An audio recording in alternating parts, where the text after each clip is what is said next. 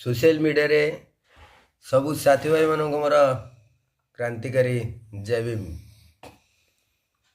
भाई बहुत सुंदर कथा पदे जड़े भौणी कहते आस तांक मुहरु से कथा पदक शुणा तापर कथा हवा। कोई भी धर्म संविधान की रक्षा नहीं करता, लेकिन संविधान हर धर्म की रक्षा करता है।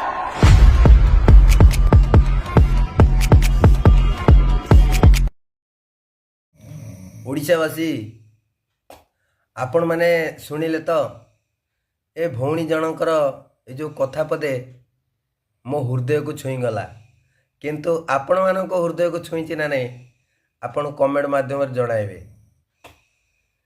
किंतु सोशल मीडिया रे बड़ बड़ भाषण मारुछंती तो मु कोनोसी धर्म विषय रे कहूनी, मु सब धर्म को सम्मान करे, किंतु किछि धर्मर किछि लोक माने से भावंती बोधे आमे ठिका नहींचु। तो आपण माने विचार करिवे आपण मानकर धर्म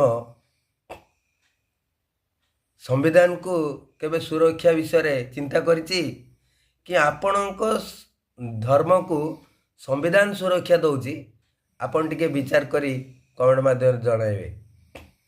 जय भारत, जय संविधान, जय भीम।